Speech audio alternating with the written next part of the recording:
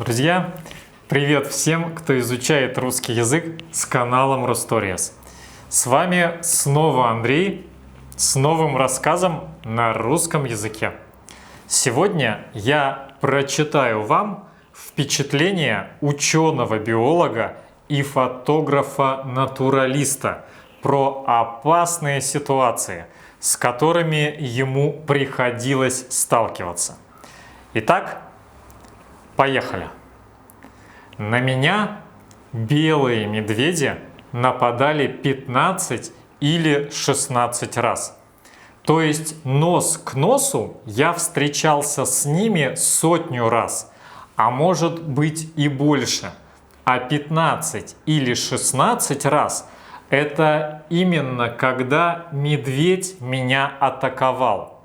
Не просто подбегал меня понюхать, а реально хотел сделать мне больно. Каждый раз их удавалось остановить шипением, палкой и выстрелом из ракетницы. В 1980-х годах увидеть белых медведей на побережье на острове Врангеля можно было очень редко, хотя их тогда было много. Официально численность оценивалась в 3-5 тысяч животных, а по моим предположениям их могло быть до 6 тысяч. Медведи жили на льдах. В тот период лед стоял на море круглый год, так что за 4 первых года работы в Арктике белого медведя я видел всего один раз. На берег они почти не выходили, бродили где-то далеко от людей. В 1989 году я перебрался на Врангеля и начал с ними сталкиваться достаточно близко. Тогда опасных ситуаций стало значительно больше.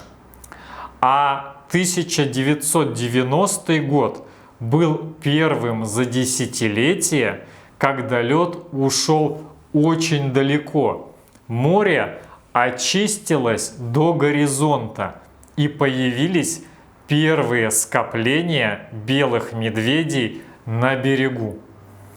2 месяца я жил в окружении 150 белых медведей. Наблюдал их с крыльца, целую толпу. Поначалу было не совсем понятно, как себя вести. Надо отдать должное ученому Никите Овсянникову, хорошему специалисту по поведению хищников. Раньше существовало такое мнение: идет тебе навстречу медведь, упади, притворись трупом. И в результате такого поведения люди могли действительно пострадать. А Никита предложил ввести себя с медведем агрессивно. Тогда он не нападает. Мы тогда этого не знали. Но есть весенние медведи и осенние. Весна – это период размножения. Уровень тестостерона в крови повышенный, и ведут они себя гораздо агрессивнее. Слава Богу, в этот период мы их видим нечасто. А у нас были осенние медведи. Осенью уровень тестостерона понижается, и они становятся менее агрессивными. Это правило не распространяется на медведец с медвежатами, которые опасны всегда.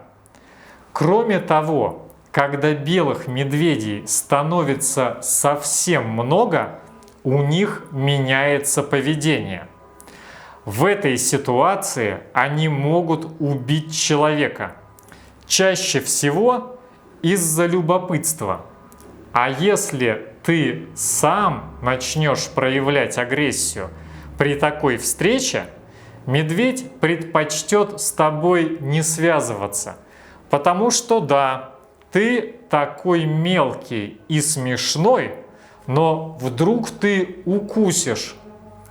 На острове Врангеля у нас произошли первые 2 случая нападения белых медведей.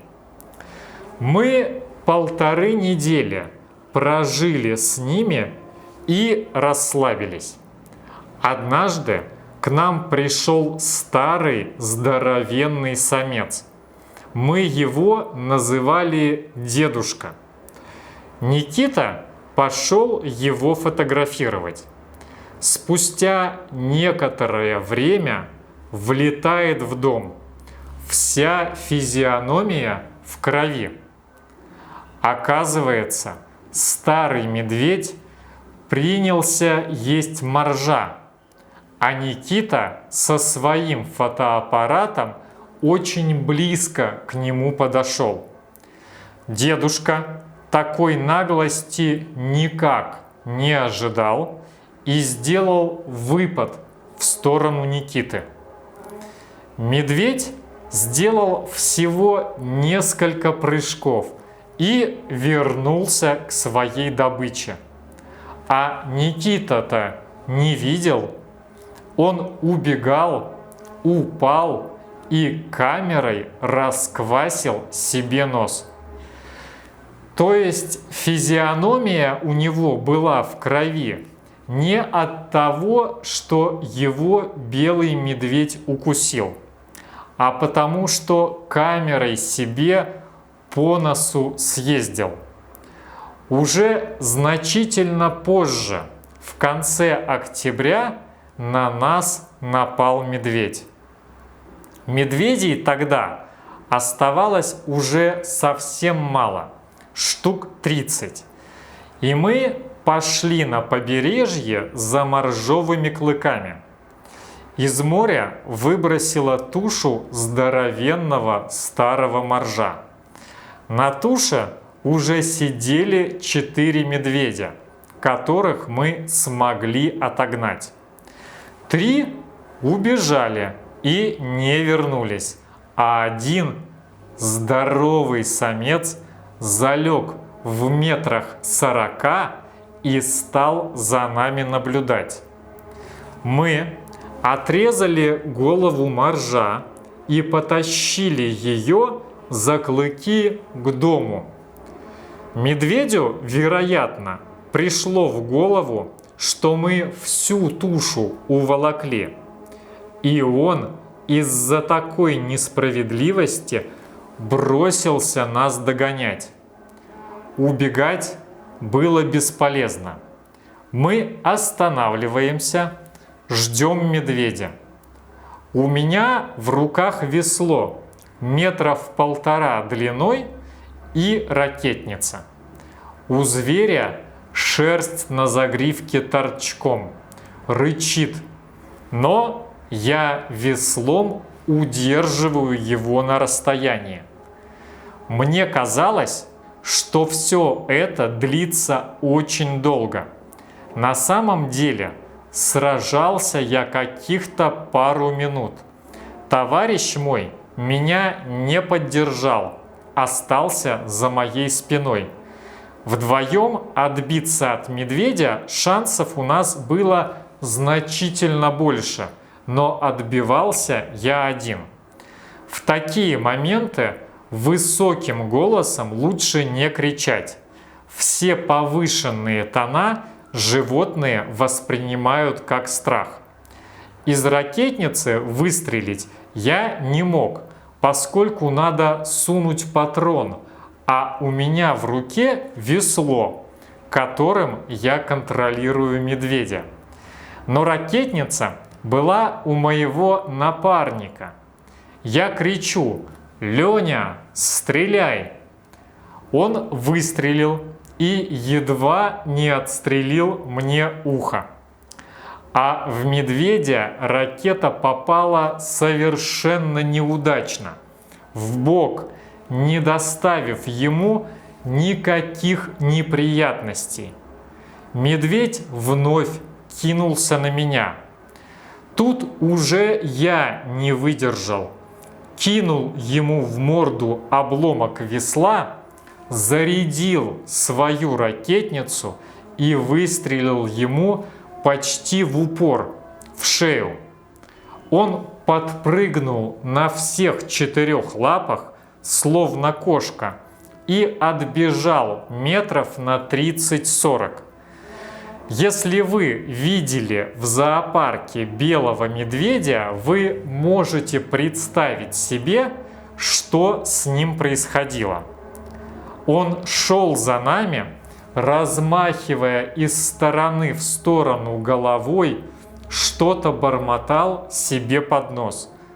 Вел себя в точности точно так же, как ведут себя животные, которые оказываются в неволе. То есть медведь был в состоянии стресса, и это очень опасно. Он мог напасть в самый неожиданный момент, поскольку сам для себя не мог определить, кто мы – жертвы или охотники. В тот день все обошлось. А на вторые сутки этот медведь вернулся, чтобы сломать нам окна и двери в доме. Мы его прогнали с помощью факела, но после этого решили уехать из того места. Было понятно, что мы показали свою слабость при первой встрече, и что только на поломанном окне и двери животное не остановится. Однажды я фотографировал одинокого медведя на льду. Огляделся. Другие медведи находились на расстоянии 200-300 метров и ко мне интереса не проявляли. И вдруг рядом появилась медведица с 2-годовалым медвежонком. Он уже был с нее ростом. Откуда возникла эта парочка, я так и не понял. Обнаружил их в тот момент, когда медведица понюхала мое ухо. Моя реакция была предсказуемой. Я подпрыгнул от неожиданности. Медведи отскочили, но отскочили на небольшое расстояние, 6-7 метров, а потом атаковали меня. Мне пришлось сунуть свой Nikon в пасть медведицы, но одним ударом фотоаппарата не обошлось. Атаку удалось отбить только броском ракетницы, которая угодила медведице в нос. Это первый и единственный случай, когда я в кровь разбил медведю нос. Потом я целый день занимался работой, готовил себе обед. Вечером поужинал, лег спать, закрыл глаза. И в этот момент меня начало трясти. Страх наступил только через 10 часов после нападения. Это был 1996 год. Я уже 8-й год жил среди белых медведей, но в тот день понял, что заигрался, потерял страх, стал не настолько внимателен, как этого требовала ситуация. И в 1999 я с острова Врангеля уехал. Надо было в какой-то момент остановиться. У меня перед глазами стоят примеры людей, которые не смогли вовремя это сделать. Моего друга, фотографа-натуралиста Виталия Николаенко в 2003 году убил медведь. Друзья, вот такие впечатления у нашего сегодняшнего героя. А я, как всегда, жду ваших отзывов и комментариев. А у меня на сегодня все. Спасибо, что смотрели это видео. Огромной вам удачи и пока!